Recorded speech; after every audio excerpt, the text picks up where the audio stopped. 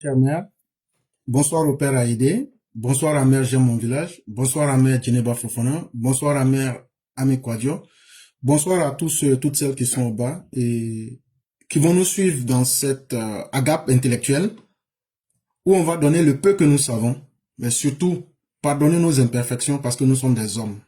Et je tiens à rappeler que la plateforme Éclaireur Pro Vérité demeure une plateforme intellectuelle, une plateforme qui propose des idées et une plateforme qui exige que l'on la respecte, mais le respect est mutuel. Quand tu attaques quelqu'un, tu donnes le droit à la personne de t'attaquer. Et tous les EPV qui permettront qu'on attaque la classe EPV, vous serez responsable de ce que vous posez comme acte. Et je préfère que nous restions dans notre communication. Tout ce qui ne concerne pas notre plateforme, ne vous y mêlez pas. Ou si vous vous y mêlez, réglez ça là-bas. C'est un principe très simple. La plateforme Éclaireur Pro Vérité ne sera jamais un tribunal des faits divers. J'aimerais que les uns et les autres retiennent cela. Et c'est pourquoi nous ne perdons pas le temps que de nous intéresser uniquement aux problèmes de la Côte d'Ivoire, de parler de la Côte d'Ivoire, de parler de nos opposants, de parler de la géopolitique, de la géostratégie internationale, des choses qui peuvent nous faire avancer. Et j'aimerais que dès ce jour-ci, aujourd'hui, que ce soit le leitmotiv. On peut attaquer les idées, mais on ne doit pas attaquer les personnes, qui qu'ils soient. Même nos opposants, quand on doit les attaquer, ça doit rester dans les idées. Est-ce que nous avons des idées meilleures à proposer? C'est sur ce champ-là que nous voulons agir. Mais en dehors de ce cadre, la plateforme Éclaireur Pro Vérité n'a vraiment pas le temps de s'intéresser aux gens. Et je souhaiterais que tous les EPV et tous ceux qui nous suivent, si nous voulons rester crédibles, ne brouillons pas notre communication en nous intéressant aux faits divers, en nous intéressant aux problèmes qui se passent sur les autres plateformes pour venir les envoyer ici. S'il vous plaît, arrêtez ça. Ne venez pas nous dire, on m'a dit que, on n'aime pas ça. C'est une question de respect de soi-même. Et donc, il y a des méthodes qu'on doit avoir, s'il vous plaît. Nous sommes en train de parler de la classe Éclaireur Pro Vérité. Si nous-mêmes, nous ne connaissons pas notre valeur, il y a des gens qui nous respectent et qui viennent sur nos panels parce que nous ne perdons pas le temps. Parce que nous sommes dans les idées, parce que nous sommes dans les propositions, parce que nous sommes dans le concret et parce que nous ne cherchons pas à vaincre qui que ce soit. Tout le monde est libre de sa communication. Tout le monde est libre du choix qu'il veut faire. Et donc, restons dans ce que nous savons faire le mieux. Et ne nous engageons pas dans ce que nous ne maîtrisons pas. Je préfère le dire clairement. Pour que tous ceux qui seront des modérateurs à l'avenir, si on veut vous parler de quelqu'un, pour que ça se transforme en tribunal, c'est votre responsabilité d'interpeller, d'arrêter la personne automatiquement. Je demande à tous nos modérateurs de prêter attention à ce détail. Parce que si,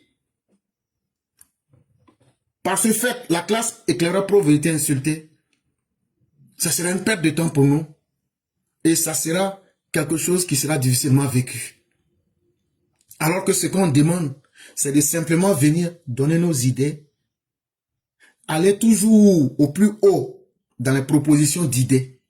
S'il vous plaît, restez dans ce canevas et continuons à faire ce que nous avons à faire.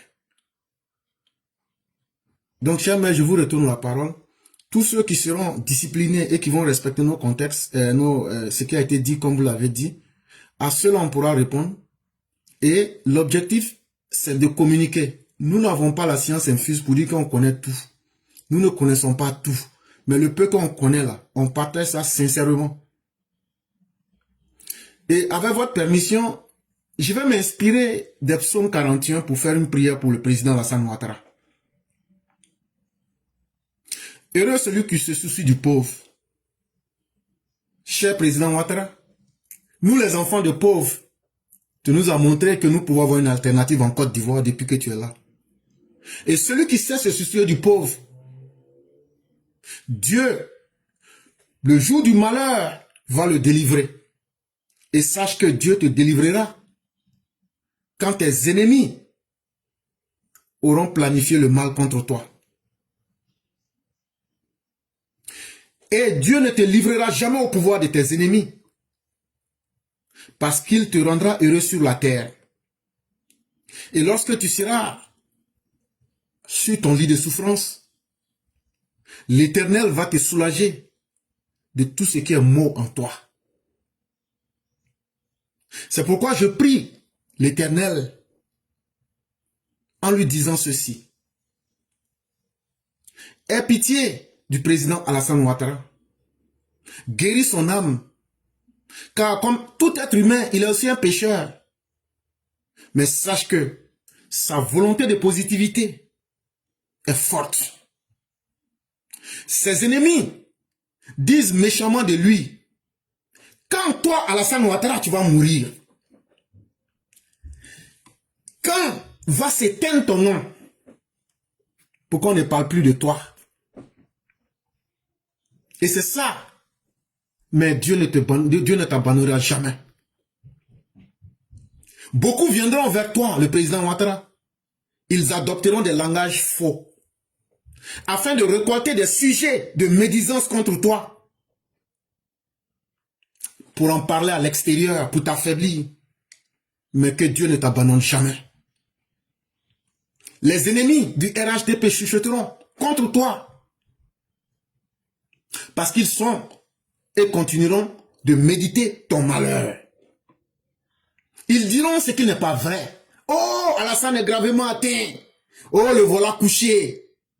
Ah, il ne se réveillera plus. Ah oui, il ne se relèvera plus. Mais sache que le malheur qui a été planifié se transformera en bonheur. Sache que Dieu transformera le feu en source de paix. Parce que, en nourrissant le pauvre, en donnant le RSU à la femme qui a perdu son mari, Dieu te donnera de son pain. Et tous ceux qui lèveront leurs talons contre toi seront rabaissés au plus bas niveau. Parce que celui qui sera ton gardien, toi, le président Alassane Ouattara, il s'appelle l'Éternel. Et il aura toujours pitié de toi pour te relever là où le monde entier a voulu te rabaisser. Parce que par ta bonté, ton humanisme, tu as proclamé la grandeur même de l'Éternel. Et en faisant cela, l'Éternel se souvient que tu lui as montré que tu l'aimes. Et c'est pourquoi aucun de tes ennemis ne triomphera de toi. Tu as soutenu les bons, tu as soutenu les faibles, avec ton intégrité, avec ta détermination, avec ta sagesse. C'est pourquoi Dieu va t'établir pour toujours, même dans la présence de ceux qui ne veulent pas te voir. Béni soit celui qui te protège, parce que cela sera d'éternité en éternité, et qu'il en soit ainsi. Et donc, chers mères, c'est une manière... J'ai fracassé un peu le psaume 41, mais c'est ce que je pouvais faire aussi comme prière pour le président, et en même temps aussi toute la Côte d'Ivoire, et toutes les personnes aussi qui pensent positivement. C'est vraiment ce que je pouvais faire aujourd'hui, avant de débuter cette émission, et je vous dis vraiment merci beaucoup. Amen, amen, amen, amen, amen, professeur. Merci pour tous ces beaux doigts. Et nous te les réitérons aussi. Amen, amen, amen. Ok, donc c'est la rubrique des questions-réponses.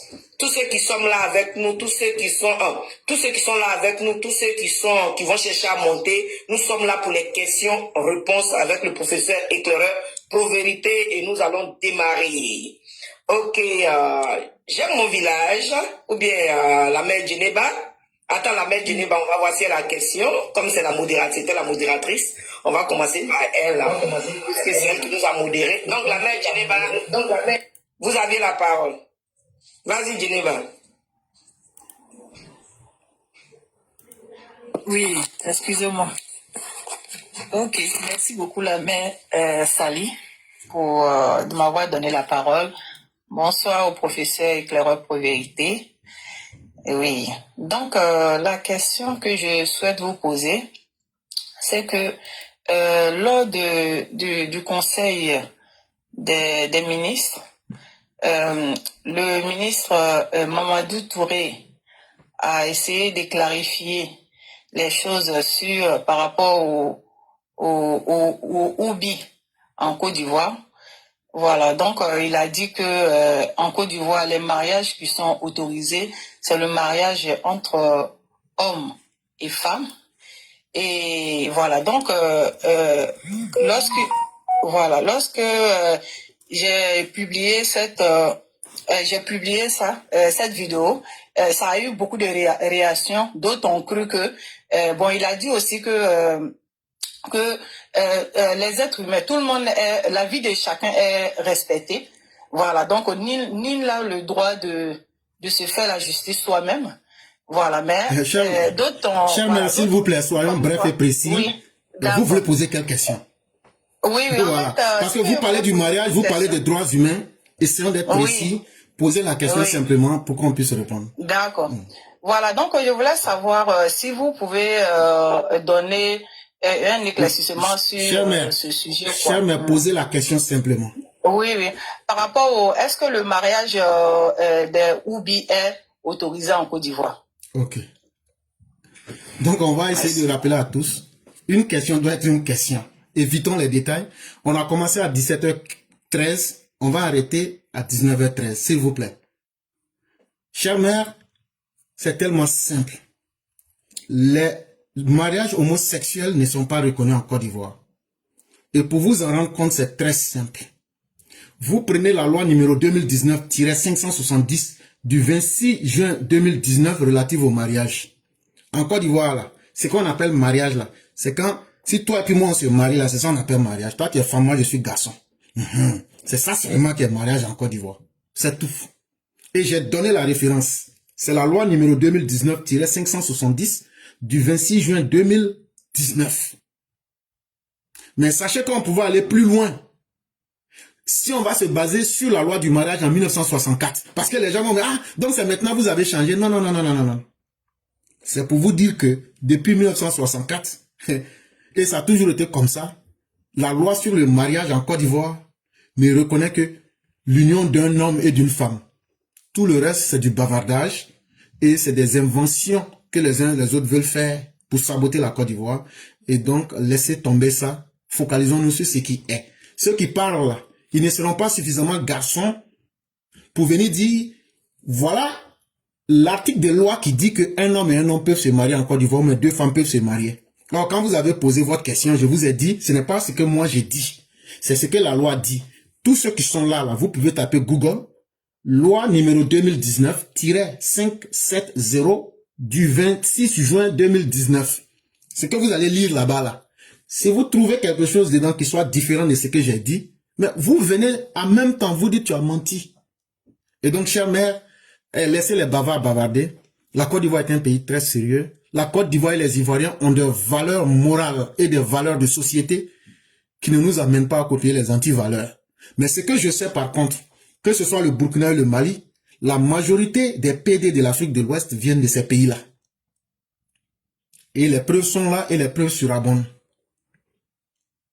La Côte d'Ivoire qui ne pratique pas la peine de mort, quand ces PD-là quittent au Mali ou au Burkina et qu'ils veulent venir maintenant trouver la paix chez nous, ils font semblant de mélanger ces personnes avec les Ivoiriens. Je n'ai pas dit qu'il n'y a pas de PD en Côte d'Ivoire ou même qu'il n'y a pas d'Ivoiriens PD. Mais c'est sur les Maliens et les Burkinabés que même Gary de Port-Bouel, elle était burkinabé, non? Et il y a beaucoup de noms comme ça qu'on peut citer. Et donc pour nous, c'est un faux débat. Comme de la même manière que la Côte d'Ivoire n'a pas vocation de créer des terroristes en Afrique de l'Ouest, si vous voyez que les autres veulent faire de la projection de leurs limites sur quelqu'un, c'est comme si par exemple vous, Mère Djeneba, vous n'êtes pas une voleuse, mais moi qui suis le voleur, si je veux bien me protéger, c'est un mécanisme de protection que je vais créer pour dire, ah, Djeneba que vous voyez, c'est une voleuse, c'est une voleuse. Là, comme ça, les gens vont toi te regarder et quand ils vont moi m'oublier, je vais aller faire mon boulot. Et donc, pour vous dire, soyez zen, il n'y a pas, l'homosexualité n'a jamais été considérée dans les actes de mariage en Côte d'Ivoire, c'est de la figuration et même, je dirais même, de l'enfumage mental que certains font. Voilà un peu ma réponse. Ok, merci beaucoup le professeur. Ceci est clair. La Côte d'Ivoire n'est pas un pays de Oubi, donc c'est pas aujourd'hui que ça va commencer. Merci beaucoup le professeur. Je vous en prie, Je m'arrête là.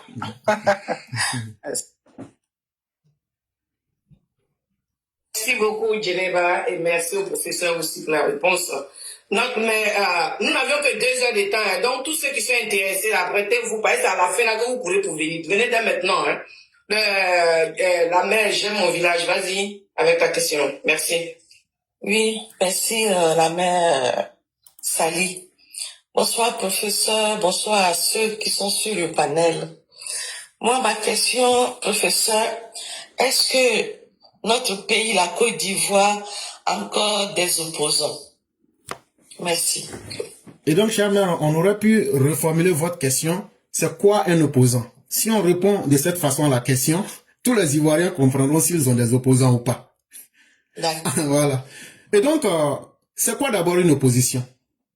Je vais vous donner les caractéristiques de ce qui peut identifier des personnes comme des opposants. 1. La capacité à exister dans un cadre légal. Mais les gens vont dire, mais de quoi tu parles? Oui, la capacité, j'ai dit, être capable d'exister dans un cadre légal. Ça veut dire, pour qu'il y ait d'abord une opposition, il faudrait qu'il y ait des hommes et des femmes qui respectent les institutions qui sont en place pour que ces institutions qui leur permettent d'exister, eux aussi puissent utiliser ces institutions-là pour montrer les limites de ces institutions. Or, les opposants ivoiriens ne reconnaissent pas les institutions. Parce qu'aujourd'hui, qu'est-ce qu'ils n'arrivent pas à comprendre quand on leur dit, si vous avez des problèmes, comme ça a été signé dans le 5e accord entre eux, les politiciens, que si vous avez des problèmes, vous partez vers l'institution concernée. Mais aujourd'hui, ils vous disent clairement que le président Ouattara est dans un mandat illégal.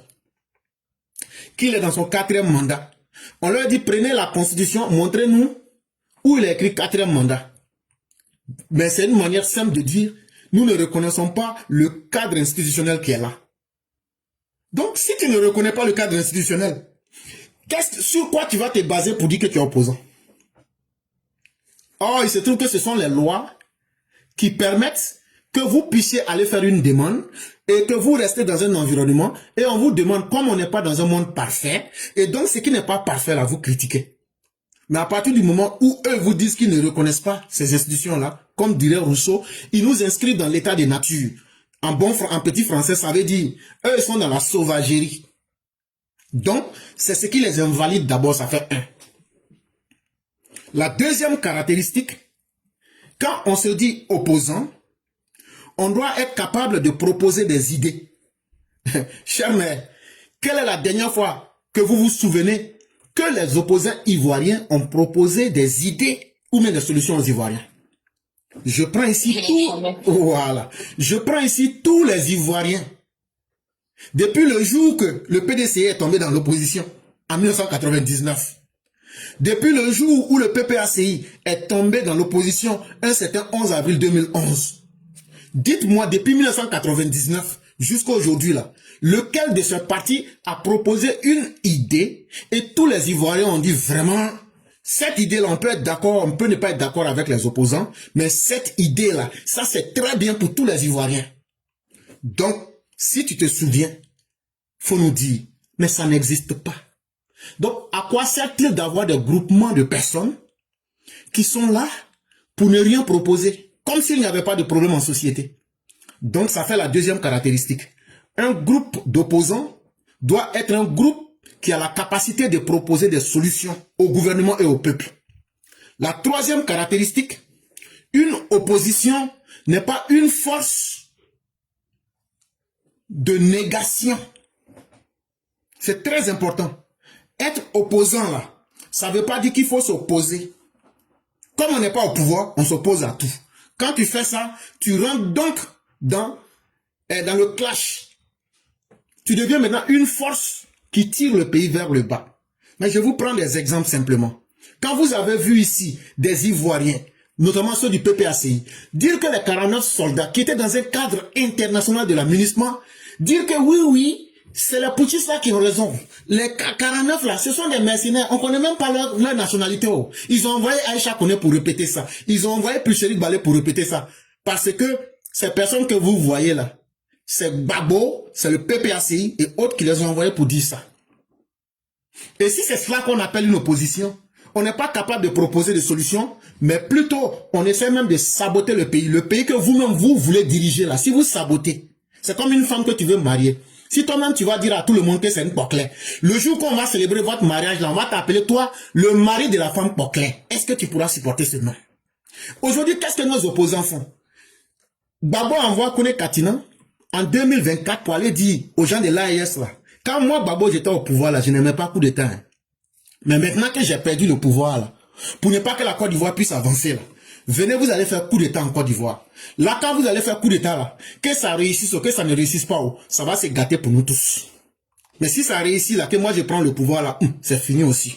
On s'en fout de ce qui va se passer. Moi, je n'ai qu'à être au pouvoir simplement. Et donc, c'est quoi? Ils ne sont qu'une force de proposition de problèmes. Ils deviennent une force qui propose des solutions et des problèmes. C'est ce qui fait aujourd'hui que l'AES, là, quand vous voyez là, ils attaquent aujourd'hui la Côte d'Ivoire. Si vous voyez qu'ils se musclent devant la Côte d'Ivoire là, c'est ça que les opposants ont produit. Comme les Sorogium ou autres. Et donc, ils deviennent des forces de création de problèmes. Et quand tu vois un groupe d'individus qui créent des problèmes dans un pays, ce n'est pas un groupe d'opposition politique, idéologique ou intellectuelle, c'est un groupe terroriste. Parce que je ne vois pas un argument qui puisse faire que quelqu'un va détester son pays au point de mettre la vie des citoyens en danger. Parce que ce que vous oubliez, comme je l'avais déjà dit, si vous encouragez les forces de l'AES à attaquer la Côte d'Ivoire, s'ils attaquent là, vous pensez que eux là, les moyens qu'ils vont mettre à attaquer la Côte d'Ivoire là, ils vont vous demander de payer. Et qu'est-ce qu'ils vont faire?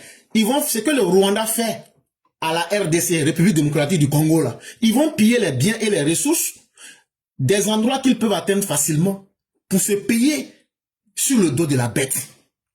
Et donc, chers mes même, ne serait-ce qu'à me limiter à ces trois facteurs, je peux déjà vous démontrer qu'il n'y a pas d'opposition en Côte d'Ivoire parce que, 1, ils n'ont pas d'idée à proposer. 2, ils ne reconnaissent même pas le cadre institutionnel, ce qui veut dire que eux-mêmes là, ils veulent toujours rester hors la loi. Est-ce qu'on peut accepter que des hors la loi soient des opposants et nous proposer des attitudes hors la loi? Non.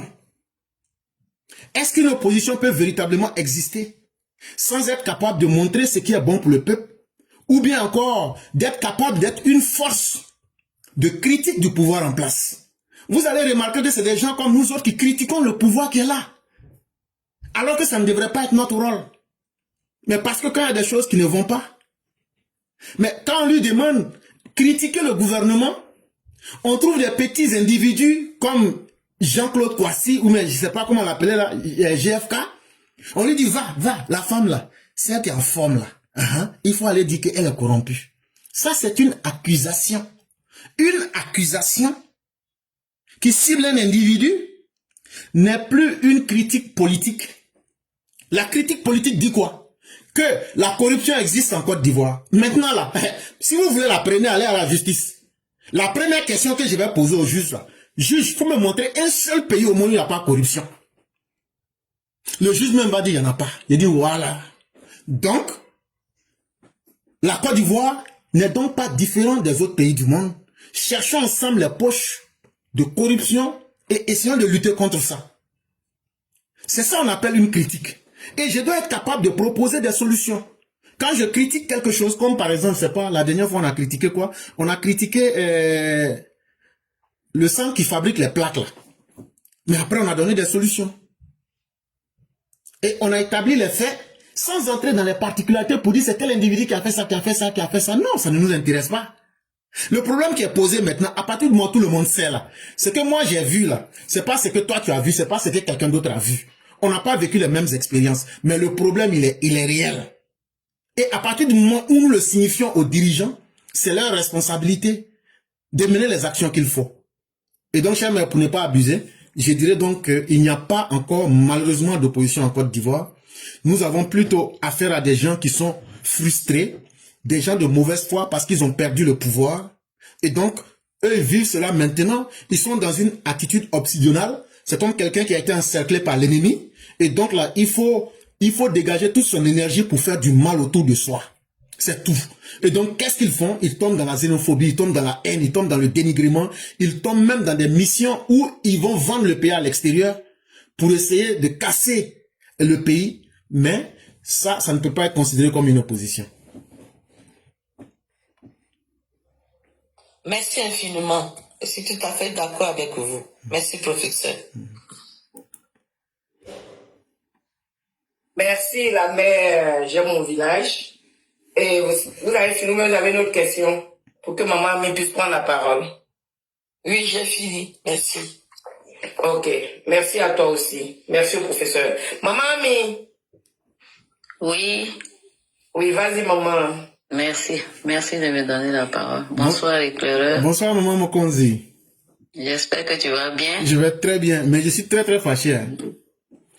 Pourquoi? Parce que tu dis que c'est BSB qui est ton fils. Donc moi là, moi-même là, héritage là, attends, je vais finir de parler d'abord. Non, la part d'héritage là, je prends plus tout ce qu'il y a là à côté là, je prends. Moi-même je refuse. Je dis, moi-même là, je refuse. Si je parle de ça, c'est comme si, non. Et puis il y a Djeneba tout ça là. Djeneba même encore.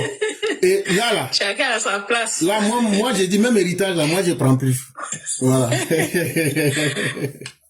Sinon, tu as ta place bien chaud, bien gardée au chaud.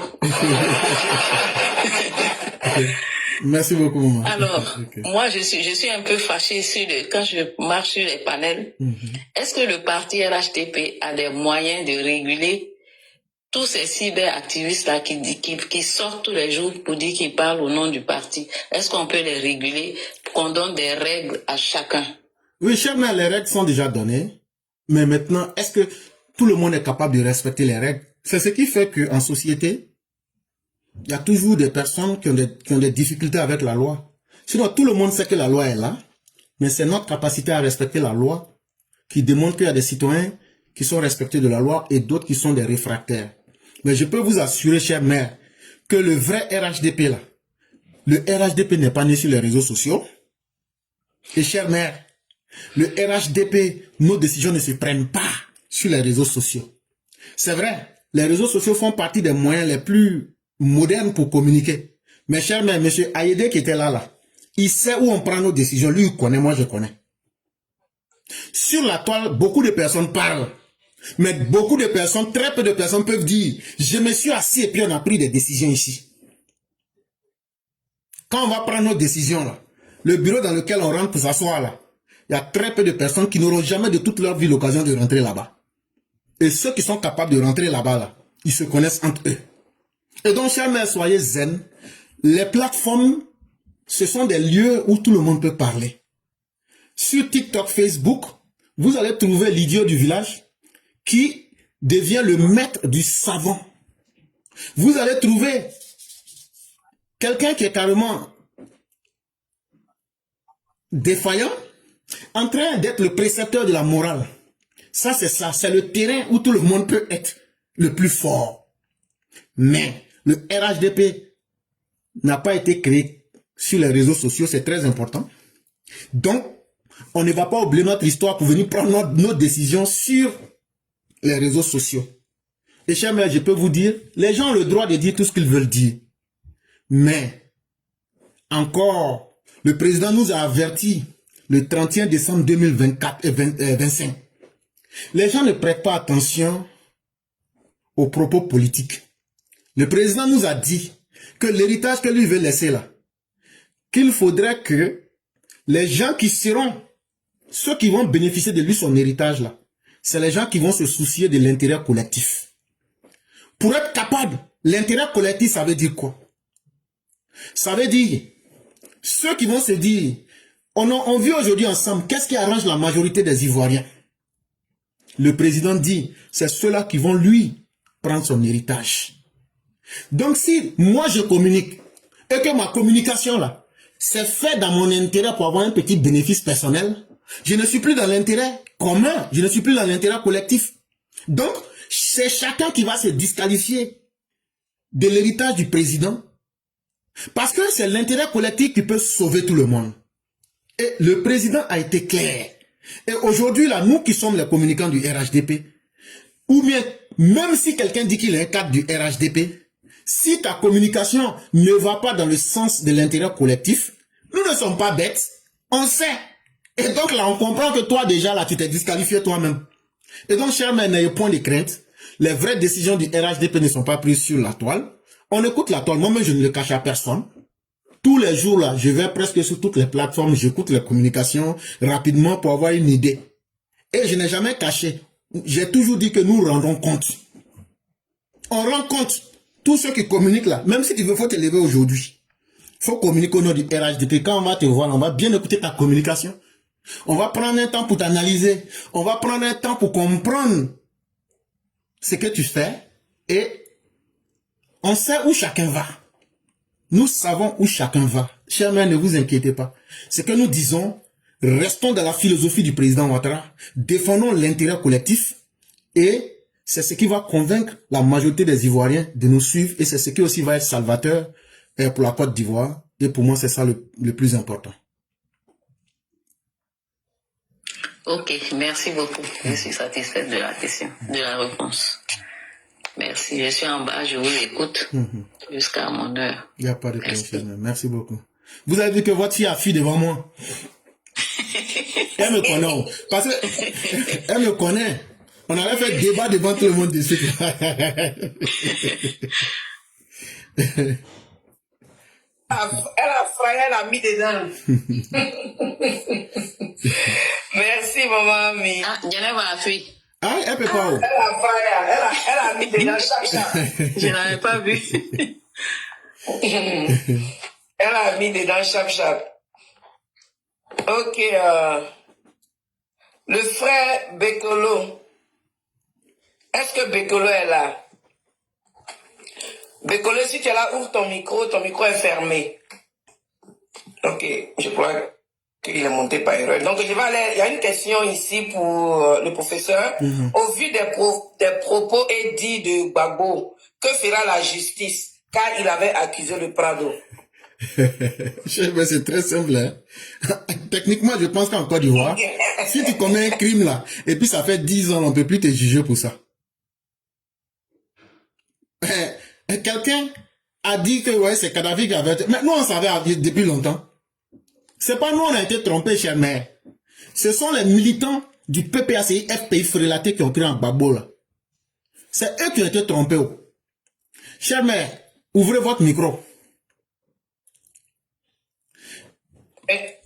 Figurez-vous que peut-être demain on se rend compte qu'Alassane Ouattara nous a menti à toi et puis à moi. Comment on va se sentir?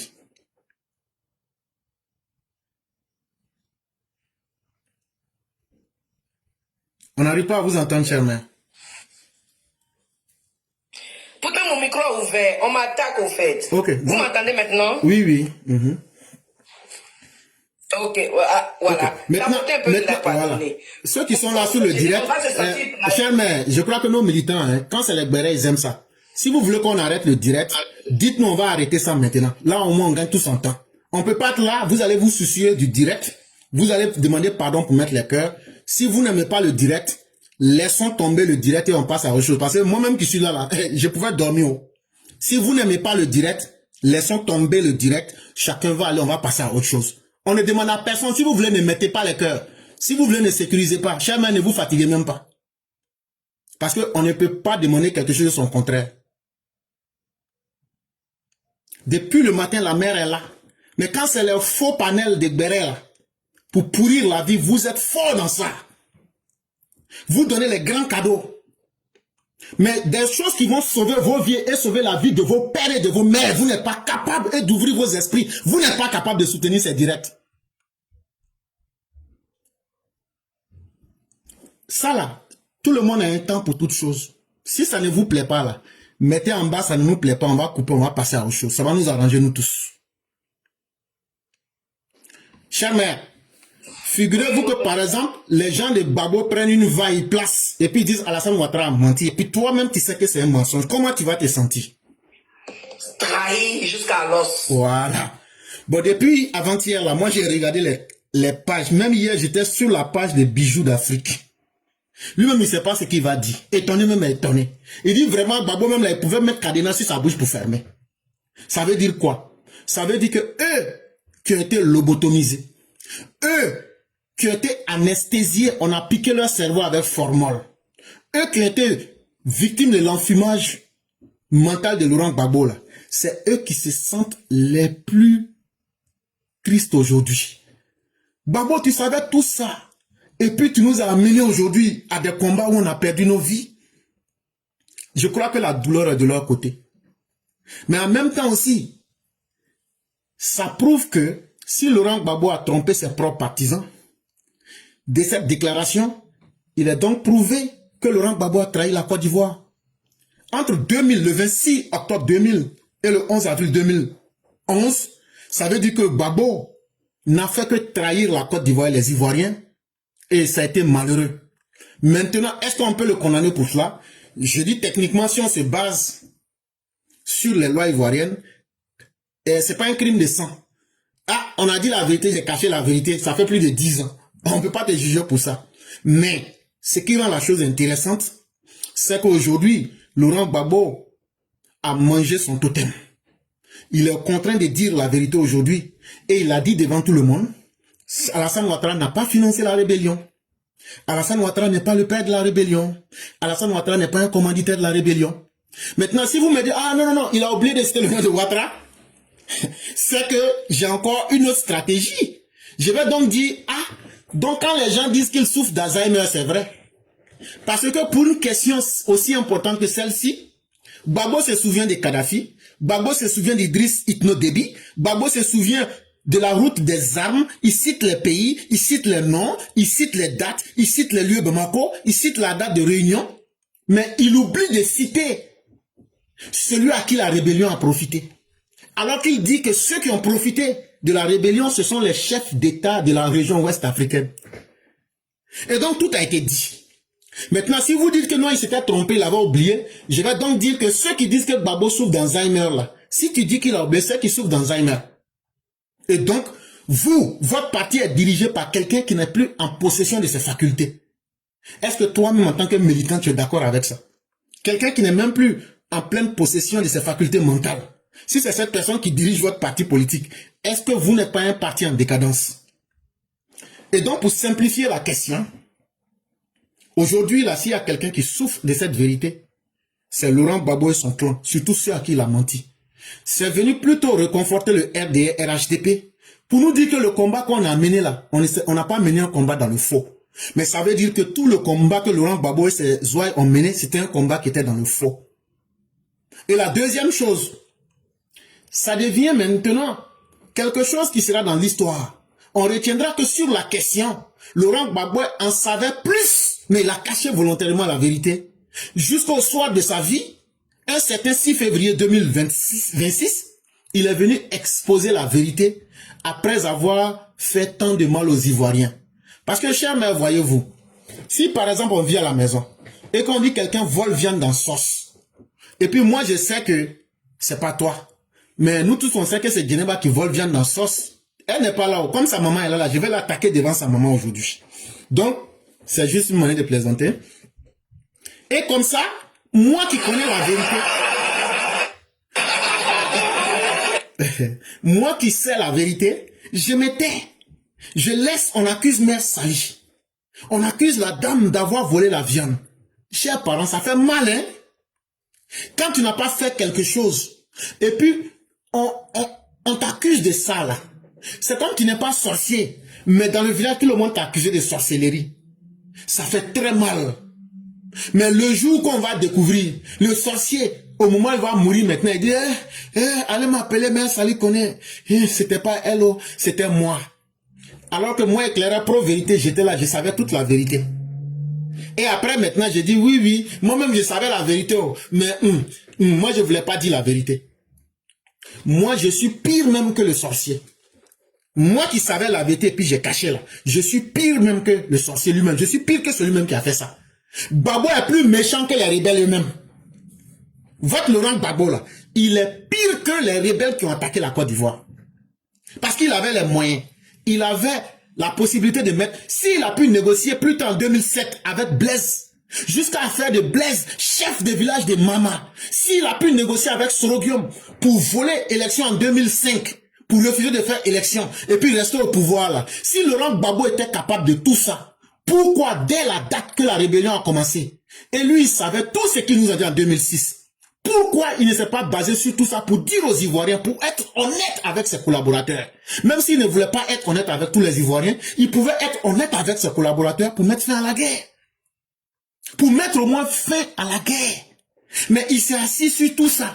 Et il a fait souffrir les Ivoiriens. De 2002 jusqu'en 2011. Laurent Gbagbo est pire même que le mot méchant. Et ça là, c'est ce qu'on vous dit. Des gens comme Laurent Gbagbo, c'est quand le sang des Ivoiriens est versé. C'est quand la Côte d'Ivoire souffre qu'eux retirent leur plaisir là-dedans. Faites attention. C'est les mêmes choses comme les Soroguium, c'est les mêmes choses comme les Blé Goudé, c'est les mêmes choses comme les Simone, c'est les mêmes choses comme les Nadi Bamba, c'est des mêmes choses comme les Awadon Melo, c'est des mêmes choses comme les Chakadjan. Et donc faites beaucoup attention, chers Ivoiriens. Voilà ce que j'aurais pu dire, chers amis.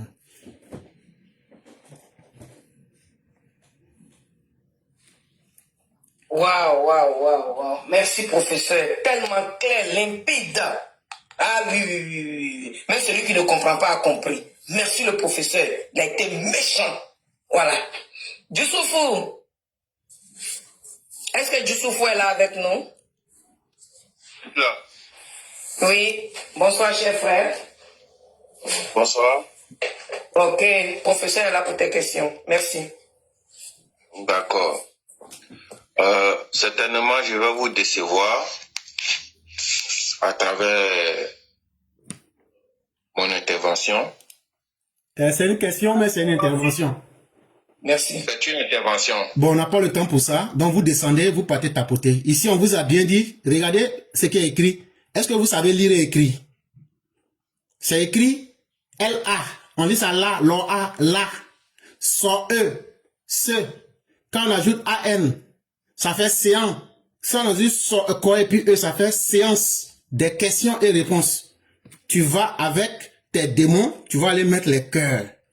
Adepte de Satan. Chers, on continue. Il n'y a plus de pitié. En tout cas, merci, professeur. Bon, c'est ça qui fait quand on insulte des gens. Comment ton papa et ta maman t'ont mis à l'école. Tu prends pas le temps d'écouter.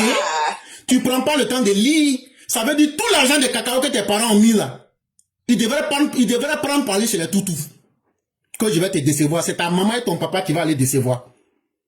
Déjà, toi-même, tu as une déception. Et tu te promènes pour dire, je vais aller décevoir. C'est ton papa et ta maman qui va aller décevoir. Parce que un homme comme moi, là, qui parle, qui met des preuves, là, tu peux pas nous décevoir ici. Et s'il y a des enfants qui sont devenus aujourd'hui des totems émotionnels de leur père et de leur mère, qui savent pas, qui ne respectent pas les souffrances de leur père, et qui ne savent même pas lire, c'est votre problème, hein. Mais la réalité est que ici, là, c'est une séance de questions-réponses. Vos bavardages, là, vous partez faire ça sur les autres plateformes. Mais ici, là, on a des séquences bien faites. Si tu voulais réellement parler pour décevoir, là, quand on va finir séance questions-réponses, là, faut remonter. Là, on va faire débat. Mais chez nous, ici, là, tout est bien calibré. Quand on dit questions-réponses, là, tu montes. Tu poses ta question, on répond. Si tu n'as pas de questions, le bavardage que tu veux faire, là, tu vas faire ça ailleurs. Ou même si tu es vraiment garçon, quand on va te dire que c'est fini, ça finit à 19h13. Faut monter. Déception que tu veux, là. Moi, je vais te donner un coup de front en plein été. Donc, cher mère, c'était ce que je voulais dire. Merci, professeur. Il va aller creuser. Envoyez-le à Bassalogo, il va aller creuser, il va approfondir le tunnel. Il est même tombé sur son cou. La tronche va jeter. Il est tombé sur le cou. Voilà. Merci, professeur. Notre frère Abou Yossola.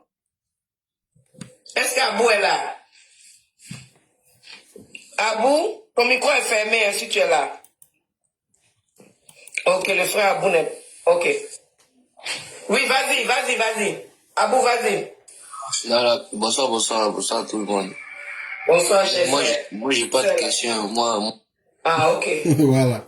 Voilà encore. Il n'y a pas de souci, Abou. Voilà, lui, il peut dire. Non, lui, c'est RHDP. Abou, c'est RHDP. Non, il n'y a pas fait de RHDP. Hein. On dit question, tu n'as pas question. Si tu t'amènes à nous troubler là, on va pas te rater. Hein.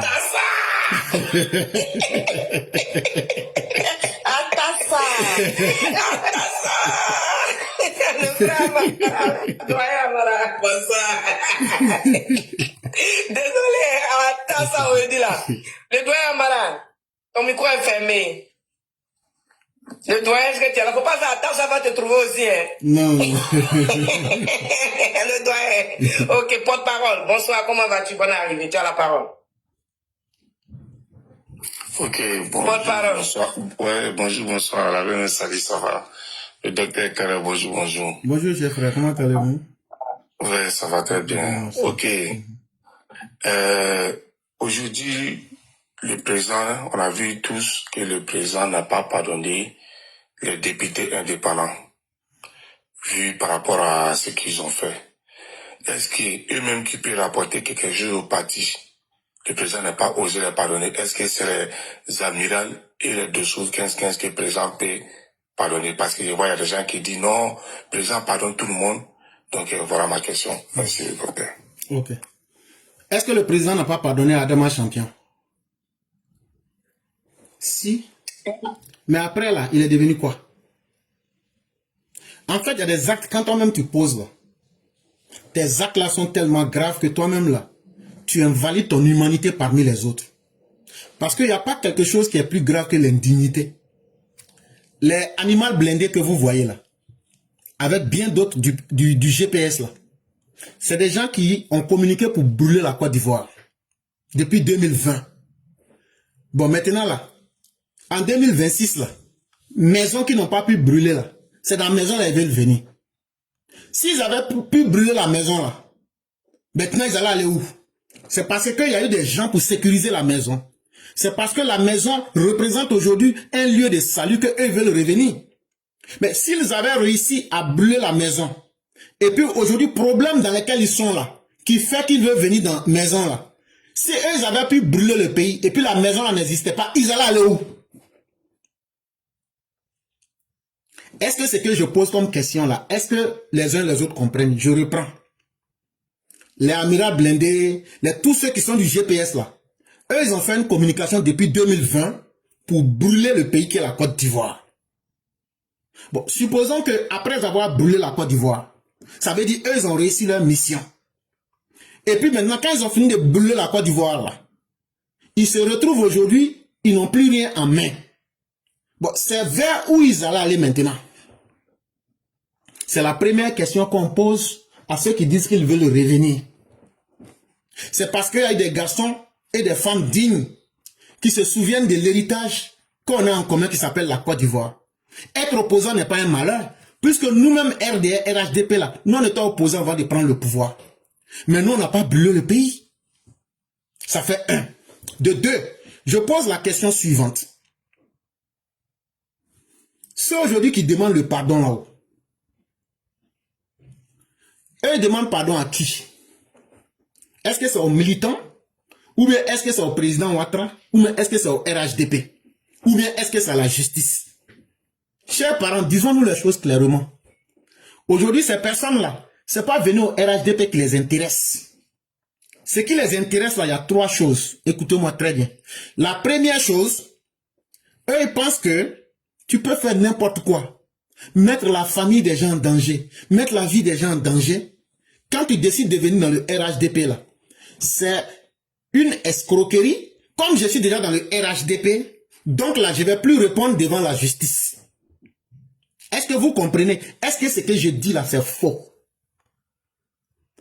Le RHDP n'est pas le ministère de la justice. C'est ce qu'on a dit de la même manière qu'on a dit à Chakadian, ce que tu as dit là. Et ça t'attend là. Et puis c'est ce qu'il y a dedans là. C'est comme ça aussi pour vous aussi. Donc là, même si Chakadian vient au RHDP là, on va lui dire non. Faut pas penser qu'en venant au RHDP, on va fermer les yeux. Parce que de cette façon-là, le président Alassane Ouattara et son parti deviennent donc ceux qui sont les promoteurs de l'injustice et même les incubateurs du désordre en Côte d'Ivoire. Ça veut dire que c'est eux les promoteurs du désordre en Côte d'Ivoire. Donc le RHDP, jusqu'à preuve du contraire, n'est pas un tribunal ad hoc pour pouvoir prendre les péchés des individus et puis maintenant les absoudre, ça veut dire leur pardonner leurs péchés. On fait ça à l'église. Et puis chez les musulmans, vous faites la taouba. Et c'est Dieu seul qui peut te pardonner. Et ici, là, dans le cas, comme on n'est pas encore chez Dieu, on n'est pas en religion, là. La seule institution qui peut vous pardonner vos fautes, là, c'est la justice. Si le RHDP même fait l'erreur de se substituer à la justice en disant, non, tous ceux qui demandent pardon et puis viennent dans le RHDP, eux, on ne doit pas les condamner. Ça veut donc dire que vos papas, vos mères qui ont été VIOL, vos parents, ceux qu'on a fait tomber des arbres pour les djas, ça veut dire que toute personne, tu peux faire tout ce que tu veux. Le jour que tu décides de venir pour éviter la justice, là, tu dis que tu es RHDP. Ça fait 2. 3. Vous-même, les gens du RHDP, là, c'est quel malheur vous n'avez jamais vu, et puis vous voulez voir avant de croire. Est-ce que vous n'avez pas vu le cas Gouza Naounou? Est-ce que vous n'avez pas vu le cas Johnny Pacheco? Johnny Pacheco, quand il s'est rapproché de vos cadres là, après qu'est-ce qu'il allait dire? Est-ce que vous avez la mémoire courte? Il dit que votre première dame là, que Assalfo couche avec elle. Cher mère, si je mens, dites que je mens. On est sur un panel RHDP. Il a dit ça clairement à Johnny Pacheco, que quand lui, il s'est rapproché de vous les gens du RHDP là, que lui, il a vu que Assalfo, le chanteur là, couche avec la première dame. J'aimerais que quelqu'un me dise ici que c'est faux, qui n'a pas dit ça. Maintenant là, qu'est-ce qui lui a permis de dire ça? C'est parce que vous lui avez pardonné pour qu'il rentre à l'intérieur de votre système. Pour qu'aujourd'hui dise aux gens, j'étais parmi eux et j'ai vu ça là-bas et c'est pourquoi je suis sorti pour dire aujourd'hui. Et c'est la même stratégie pour les gens là. Pourquoi? Parce qu'ils ont une idée en tête. Alassane Ouattara n'a pas changé. Le RHDP n'a pas changé. Ceux qui ont dit qu'ils n'étaient plus avec le RHDP, là, ils ont dit les raisons pour lesquelles ils sont sortis du RHDP. Maintenant, là, eux veulent revenir au RHDP. Mais est-ce que le RHDP a abandonné les défauts qu'ils critiquaient et puis ils ont quitté le RHDP, là? Est-ce que le RHDP a abandonné ses défauts, là? Non, le RHDP n'a pas abandonné. Mais pourquoi eux veulent venir maintenant dans le RHDP avec les mêmes erreurs du RHDP? Ça veut donc dire que ils ont quelque chose derrière la tête qu'ils ne vous disent pas. En réalité, aujourd'hui, là, nous comprenons ce qu'ils veulent. Tout le monde sait ici que le président Ouattara dit qu'il ne sera plus candidat en 2030. Si le président Ouattara n'est pas candidat en 2030, le RHDP, là, aujourd'hui, les soroïstes, là, ils savent qu'ils n'ont pas de base électorale. Si Soro veut venir faire la politique proprement, comment il va faire pour avoir une base électorale? Il ne peut plus aller directement vers les gens du Nord. Et donc, qu'est-ce qu'il doit faire? Il a envoyé ses communicants là. Ces communicants que vous voyez demander pardon là. Il est en train de jouer sur vous avec la fibre ethnique. Je suis Koyaka, je suis Odineka, je suis Dida, je suis Maoka. Pour que vous veniez, au nom de la filiation, ils vont passer, on envoie chaque communicant vers ses propres parents pour essayer de pénétrer là-bas. Quand maintenant, au nom de la fibre ethnique, ils vont vous pénétrer, ils vont maintenant, s'ils n'ont pas réussi à vous renverser, ils vont réussir à vous diviser. Est-ce que actuellement je vous parle aujourd'hui, est-ce que les communicants RHDP, en 2025, pendant les campagnes, quand vous prenez cette période et puis aujourd'hui là, est-ce que les communicants ne sont pas divisés? Qu'est-ce qui a divisé les communicants? Ce problème-là. Donc ça veut dire quoi? Ça veut dire qu'ils ont déjà réussi la première phase de leur mission.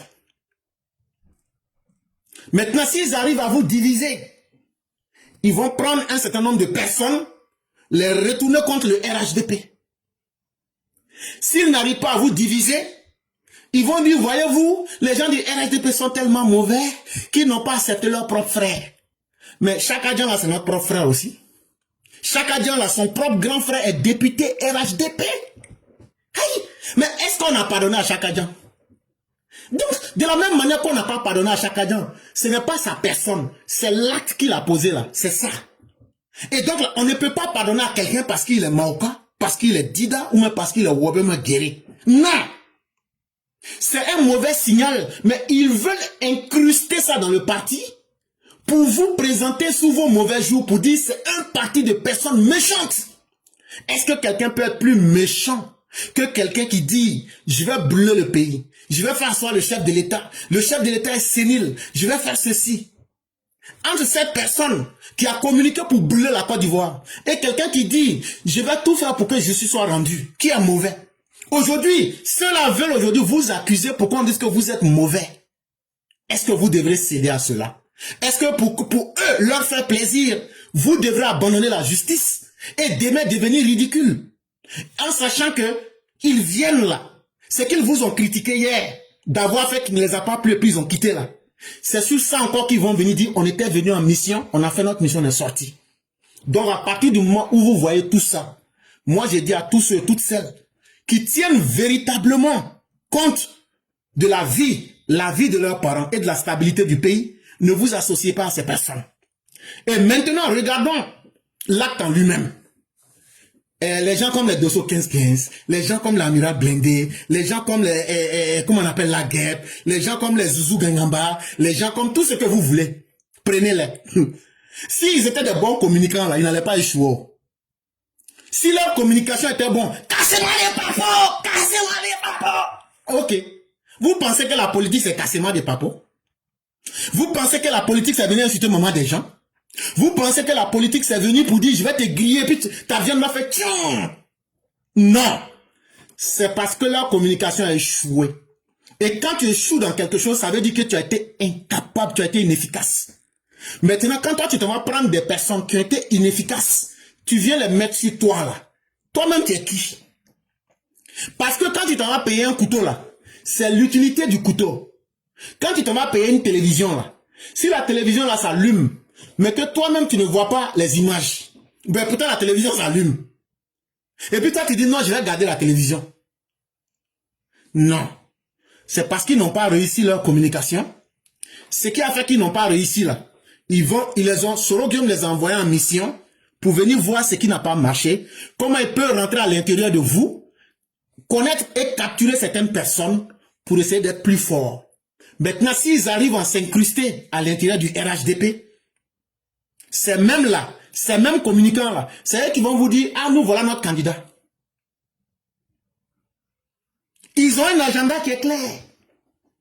Supposez que vous leur pardonniez, qu'ils arrivent à bien s'installer à l'intérieur du parti.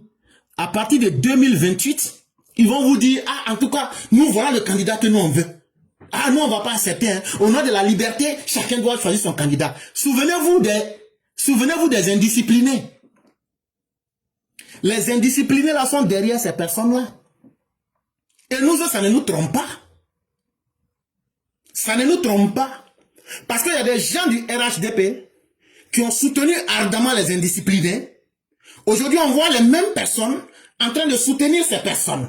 Donc, on comprend naturellement quand on fait le corollaire, on fait le lien, on comprend que c'est la suite du combat des indisciplinés. On le comprend très bien. Parce que, sachant qu'ils n'ont pas la force et sachant qu'on ne les a pas acceptés, il faut donc incruster le RHDP par dérivation, devenir des poches parasitaires dans le RHDP, comme un ver ténia qui vient à l'intérieur de l'homme, tu bois son sang, tu te nourris de sa nourriture, et au dernier moment là, tu lui crées l'anémie. C'est ce qu'ils veulent faire. Et chers parents RHDP, la politique là, c'est pas du sport. Pour dire c'est Manchester qui a gagné, et puis Chelsea a perdu. La politique là, une fausse décision a des conséquences sur vos vies directement. La politique n'est pas un jeu. La politique est un jeu d'intérêt. Un jeu là, on sait quand ça commence, quand ça finit. Mais je n'ai jamais vu quelqu'un qui dit siffler la fin du match parce que je suis rassasié de mes intérêts. Ce que ceux-là veulent faire là, ils n'ont pas encore dit le dernier mot. Pourquoi eux on va les pardonner, mais eux ne demandent pas pardon pour Sorogium? Pourquoi? Alors que c'est Sorogium qui les a envoyés. Si on pardonne à Sorogium, automatiquement eux seront pardonnés. Chers parents, ouvrez vos yeux. Si vraiment ces gens-là voulaient le pardon là, c'est eux-mêmes qui allaient dire à Sorogium. Et Soro, c'est nous qui as envoyé pour communiquer. Oh. C'est gâté sur nous tous aujourd'hui là. Il faut demander pardon sincèrement. Quand toi, tu seras pardonné là, nous tous qui sommes derrière toi là, on sera aussi pardonnés. Mais non, c'est eux qui viennent demander pardon pour eux-mêmes. Ça, c'est la mauvaise méthode. Ça veut dire qu'ils ont été envoyés en mission par Soro Guillaume. Et puis, je vais vous citer quelque chose que vous ne savez pas. Il y a 3 ou 4 jours, Franklin Nyamsi, c'est lui qui a dit que vous avez mis 18 motos dans Air Côte d'Ivoire pour aller attaquer à Niamey. Mais pourtant, Soro Guillaume ne lui a pas dit d'arrêter.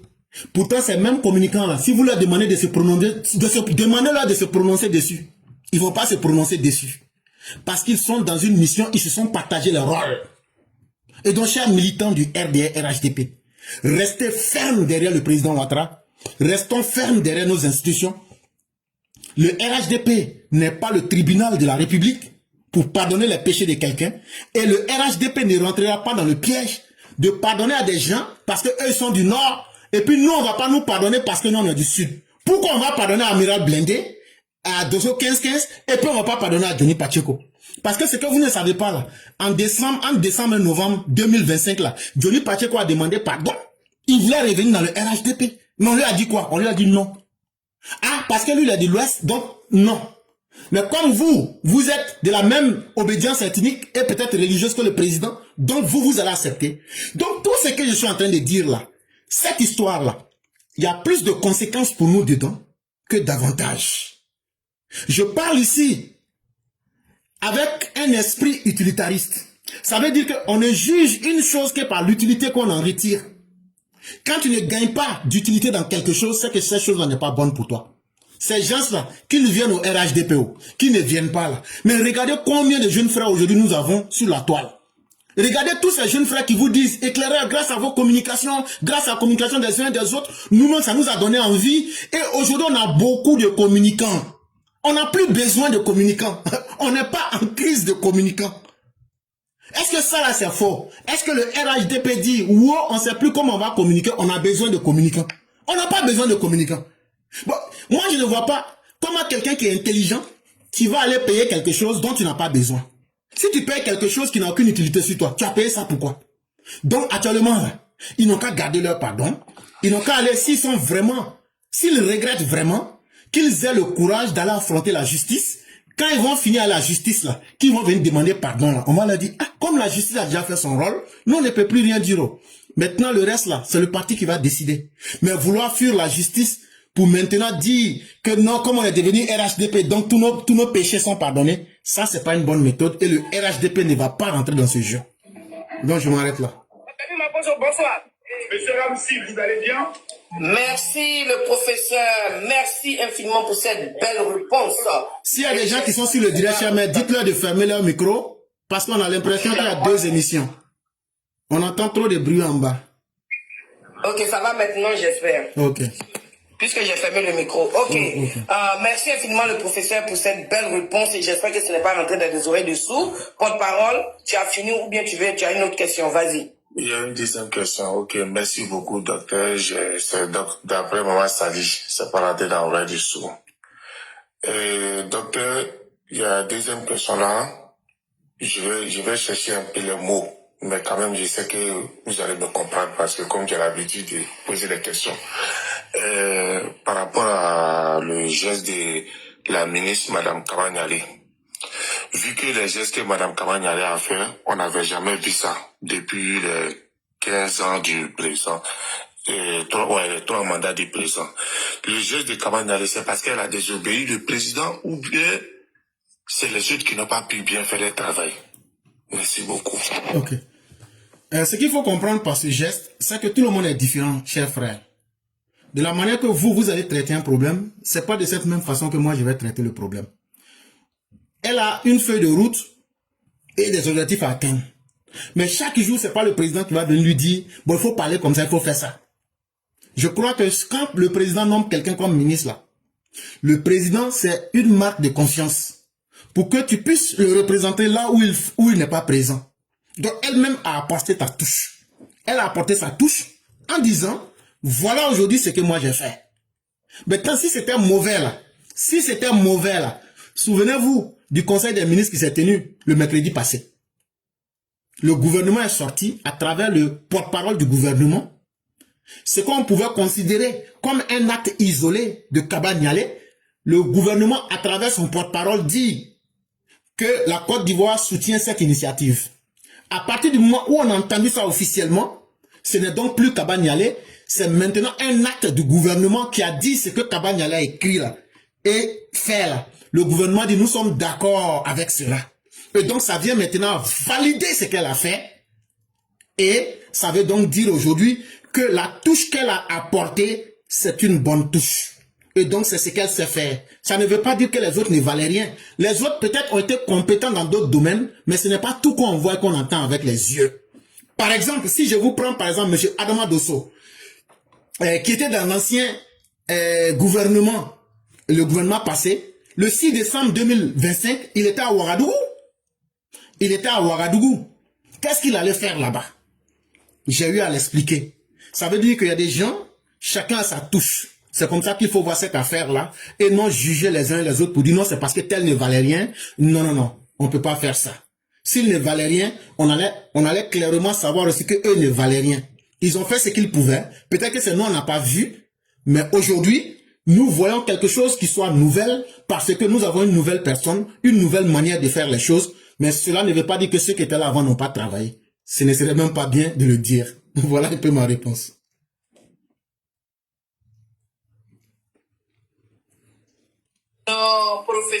Non, professeur, il te respecte. C'est ce qu'on appelle être fort en communication. Mon professeur est fort. Écrivez en bas, éclairez fort. Non, professeur, t'es trop fort. Comme diraient les élèves de la classe, Aya partagé. Aya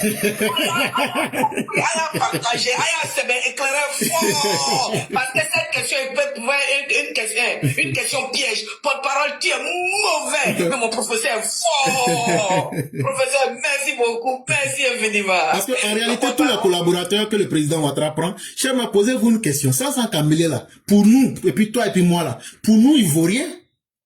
Parce que nous, ce que nous on veut là, c'est pas ça que le président veut. Mais pourquoi le président et puis nous on veut pas la même chose? Ce qui fait que ce que nous on veut là, nous on aime le spectaculaire. On a attrapé quelqu'un, on n'a qu'à le mettre au poteau, le fusiller. Or le président lui veut marquer les consciences. Le président lui veut corriger les problèmes en profondeur. Ce qui fait que quand on a nommé Sansan Kambélé ministre de la Justice, étonné même là, étonné dit quoi? Mais qu'est-ce qu'on va faire? Le président l'utilise d'une autre manière que nous on ne sait pas. C'est ce qu'on appelle les secrets d'État. Ça veut dire qu'il est bon. Quelque part il est bon. Mais on ne peut pas dire ça au public. Je vais prendre comme ça quelque chose de bête. Hein. Il y a un monsieur là, au temps de Gbagbo là, c'est celui qu'on a attrapé avec beaucoup d'argent en France là. Eux se promenaient pour chercher femme pour Gbagbo dans la ville. Mais les gens ne comprenaient pas pourquoi Gbagbo le gardait, même quand il fait falsification de signature. Parce que Gbagbo aime viande. Gbagbo là, il aime ça. Mais tu vas dire, mais pourquoi Gbagbo garde quelqu'un qui a gâté son nom? Gbagbo garde quelqu'un qui a gâté son nom parce que cette personne-là arrive à répondre à ce que Gbagbo aime quelque part. Donc là, le président Ouattara, là, si vous partez sur le postulat que c'est quelqu'un, c'est l'ancien directeur adjoint du FMI. C'est quelqu'un qui a horreur de la médiocrité. Mais il garde quelqu'un. C'est que la personne répond très bien à ce qu'il fait, mais qu'on ne peut pas dire en public. Je n'ai pas dit que c'est ce que... Non, non, non. Mais je vais dire que à la fin, Ouattara, qui est un homme très efficace là, si tu vois qu'il continue de garder quelqu'un, ou il a nommé quelqu'un à un poste là, c'est qu'il sait que, même si on te nomme officiellement à ce poste là, tu vas jouer un autre rôle. Et je prends un exemple pour bien m'expliquer. Quand il a nommé Téné Brahma ministre des Affaires présidentielles là, il y avait quel travail à faire là-bas. Mais ce que vous ne savez pas là, ça maintenant on peut le dire, hein, c'était lui qui contrôlait les renseignements. C'était lui qui contrôlait les finances de la présidence. Et en même temps, il était à l'école pour se former. Il était à l'école pour devenir le ministre de la Défense que vous connaissez aujourd'hui. Donc, dans le gouvernement de Alassane Ouattara, on ne verra pas l'efficacité de tout le monde au grand jour. Mais une efficacité qui est déjà reconnue vaut mieux que le spectaculaire. Et donc, tous les autres qui ont servi, ils ont bien servi. Parce qu'il y a eu plusieurs problèmes. Prenez par exemple l'affaire de 49. Moi, j'étais impliqué à certains niveaux dans cette histoire. Et ceux qui se souviennent savent que la classe éclaireur pro-vérité, le bureau du président nous a écrit une lettre pour nous dire vraiment merci à vous, félicitations. Mais combien de personnes se sont posé la question, pourquoi on nous a écrit cette lettre-là? Donc nous on sait ce que chacun voit à un certain niveau. Ça, sincèrement, il faut le dire. Et donc il faut remercier tout le monde. Merci, professeur. Merci beaucoup. Porte-parole, terminé. Ouais, je suis pas terre. Sinon, franchement, les questions, c'était une question. Tous ceux qui ont écrit éclairant fort. Non, franchement, dit question, hein. Comment vas-tu, cher frère? Merci. C'était une question des pièges même. C'était une question des pièges même que j'avais envoyé même. Franchement, dit, c'était pour. Parce que tu peux siéger, moi, mon professeur. Il faut appeler ta zo.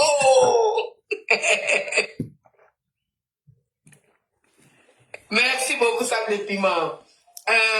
Tidiane Kone. Bonsoir à tous. Bonsoir, éclaireur pour vérité. Bonsoir à tous. Bonsoir, cher frère. Bonsoir le grand maître Tanguila. Pardon, Kassaoura. Comment allez-vous? Moi, ma question. Je l'ai rendu pour l'écoutant, c'est Dieu donné. Hey, Dieu donné. Tu vas connaître la ton bien. C'est pas grave. C'est pas grave. Comme le professeur éclairant lui-même, il est Ouattara. Madame me connaît, c'est pas grave, c'est pas grave. Donc, Jean, ta femme te commande quoi? Non, loin de là. Tu vas faire plaisir à Geneva. Hein? Tu vas abandonner le syndicat en face comme ça? Ça, c'est pas bon, hein? Non. On ne peut pas abandonner le syndicat comme ça. Bon, moi, ma question, c'est par rapport à notre avion, et soit disant qu'on a transporté des motos pour aller au Niger, pour aller attaquer M. Tiani. Et ils ont des preuves que c'est nous, on a transporté ces motos. Mais pourquoi libérer notre avion qui a transporté les motos pour aller les attaquer? S'ils avaient des preuves vraiment. C'est là ma question. Merci, les grands maîtres. Non, c'est ce qu'on appelle la propagande. L'Airbus A319 de Air Côte d'Ivoire, nous on connaît bien cet avion-là.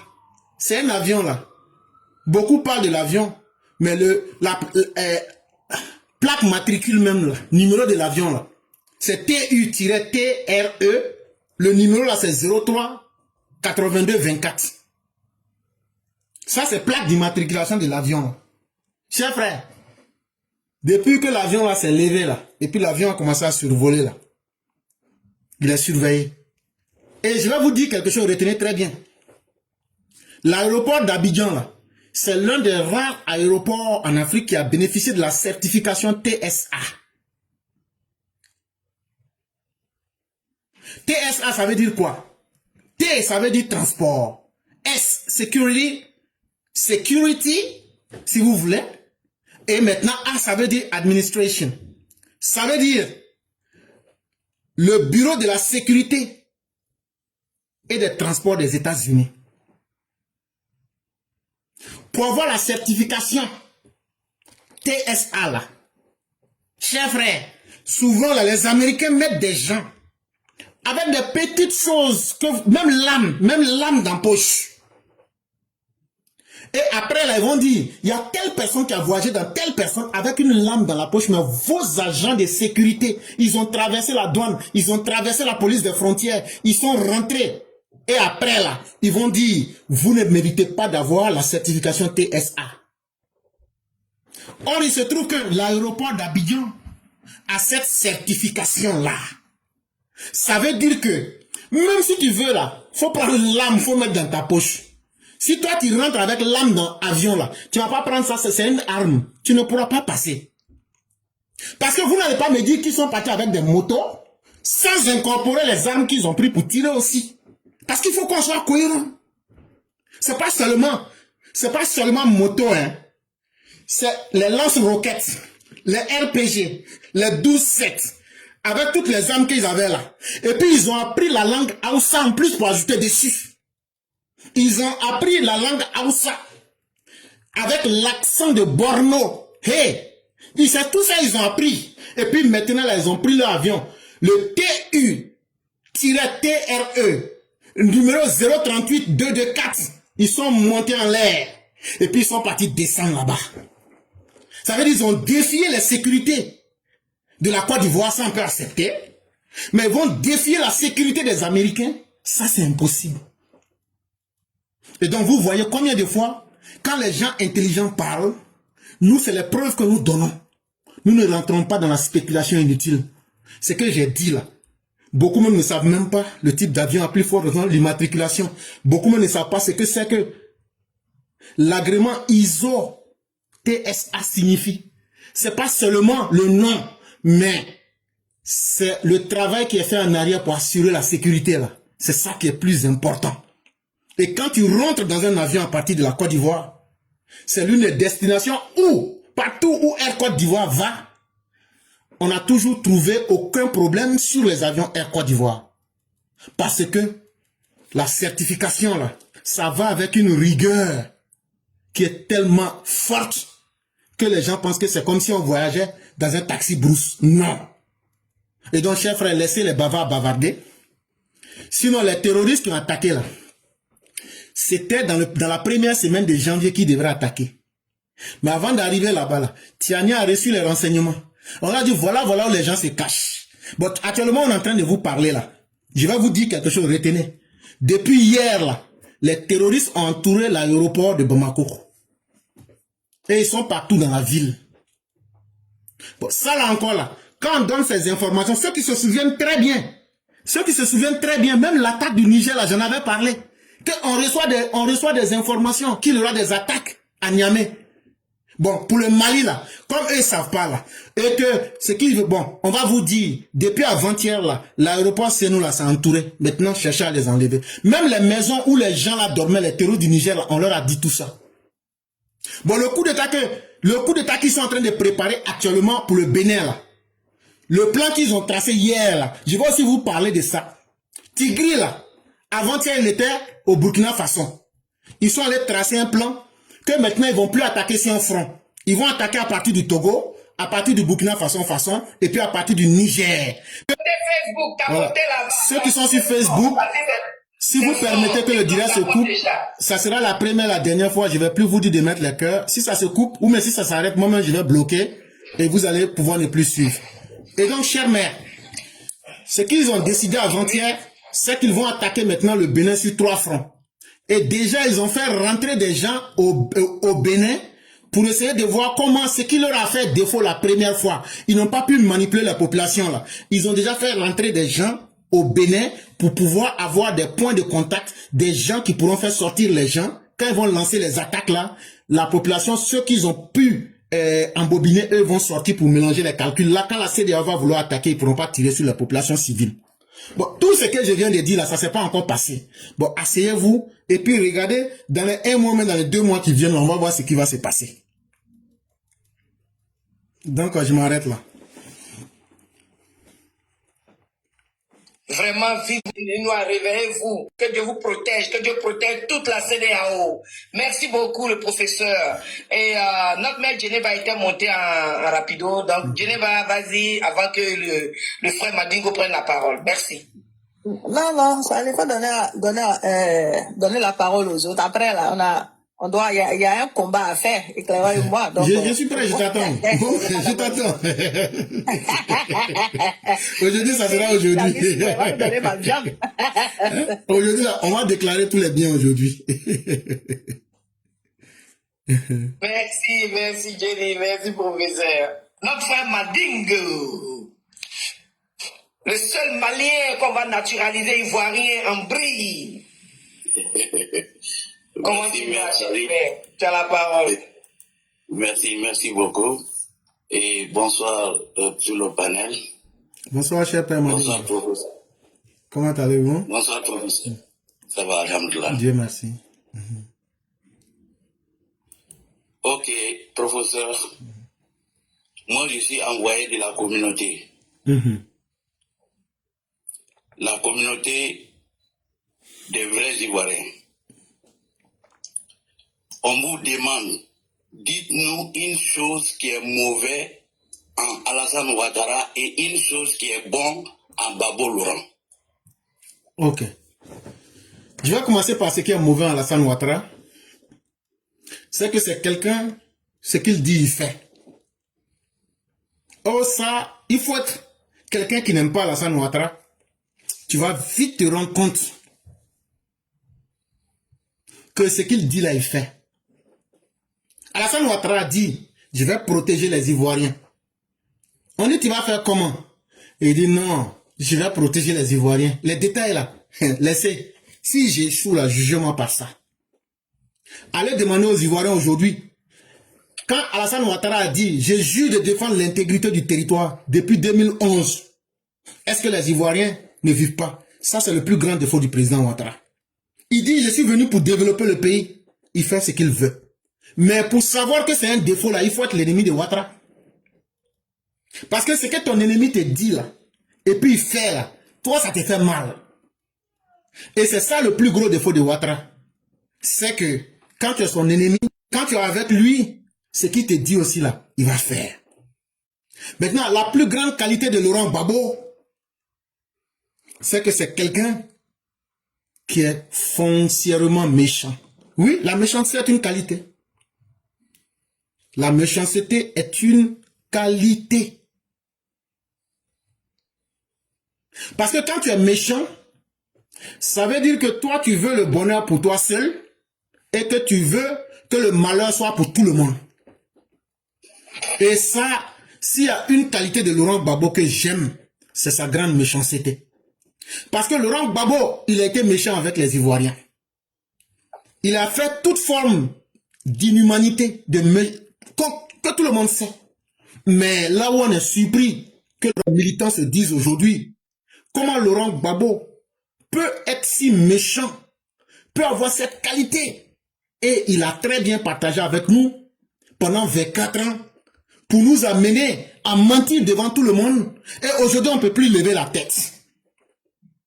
Aujourd'hui, maintenant qu'on sait qui est le père de la rébellion, qui est le financier de la rébellion, qui sont ceux qui ont profité de la rébellion, alors que Laurent Gbagbo a fait bénéficier à ses ouailles de sa méchanceté, je crois que c'est la plus grande qualité. Pourquoi c'est une qualité? Parce que toute situation de la vie qui te permet d'apprendre et de tirer des leçons là, c'est un acte de générosité. Donc, ce n'est pas tout le monde qu'on suit. Et c'est une grande leçon que Laurent Gbagbo donne aux Ivoiriens, mais aussi à ses militants. Pour dire que ce n'est pas parce que quelqu'un dit « je m'appelle Laurent Gbagbo » qu'il faut le suivre. Parce que il y a des grandes leçons que vous allez apprendre avec cette personne. Donc voilà un peu ce que j'aurais pu dire.